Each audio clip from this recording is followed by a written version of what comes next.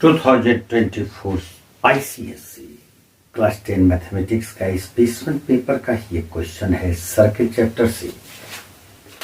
ए B C D एक cyclic quadrilateral है और ई एफ एक टेंजेंट है पॉइंट ए पर।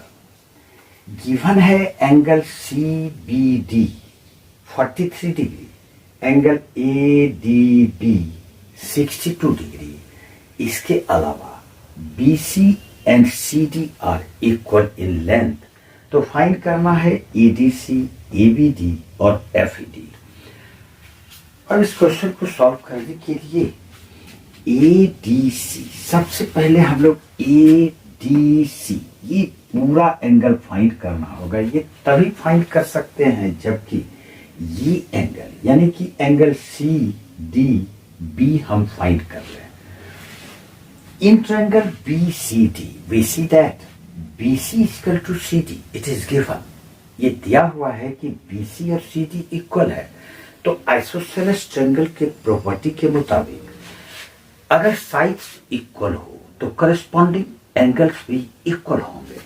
यानी कि अगर BC और CD इक्वल गिवन है तो BC के सामने का एंगल CDB और CD के सामने का एंगल CBD इक्वल होंगे। क्योंकि CBD 43 है तो ये एंगल भी 43 ही होगा। अब एंगल क्वेश्चन नंबर 1 में हमको फाइंड करना है एंगल ADC। तो ADC को हम लिखेंगे ADB, एंगल ADB और plus angle CDB। CDB, ADB 62 degree और CDB 43 डिग्री। ये ऐड कर लेंगे 3 to 5 6 4 10 105 डिग्री। इस प्रकार से एंगल ADC 105 पॉइंट हो गया। अब ABD फाइंड करना है। ABD ये एंगल फाइंड करना है। Since ABCD is a cyclic quadrilateral, and as we know that the sum of opposite angles of a cyclic quadrilateral is 180 degree, अगर ABCD cyclic quadrilateral है तो opposite angles यानी कि since ABCD is a cyclic quadrilateral, ये given है, ये दिया हुआ है। तो angle B plus angle B ये पूरा एंगल और एंगल डी ये पूरा angle is equal to 180 degree. Property है ये साइक्लिक क्वाड्रिलेटरल का। एंगल बी हम इस एंगल को x मान लेते हैं तो एंगल बी हो जाएगा x प्लस 43 डिग्री और प्लस एंगल डी हो जाएगा ये दोनों का सम यानी कि 105 degree is equal to 180 degree. x plus 538 4 148 degree equal to 180 degree.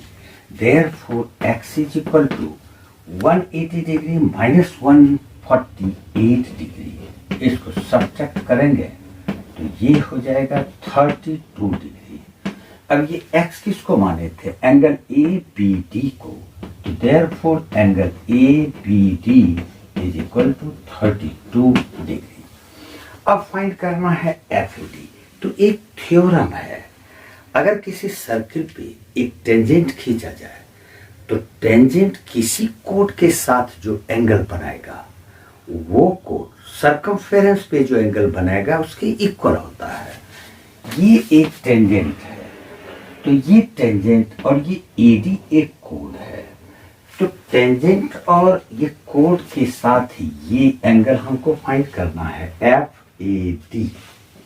ये एंगल इसी कोड पर सर्कमफेरेंस पर जो ये एंगल बनेगा यानी कि x इक्वल होगा। इसका मतलब है कि angle FAD is equal to x होगा और x का वैल्यू हम लोगों ने फाइंड किया है 32 डिग्री।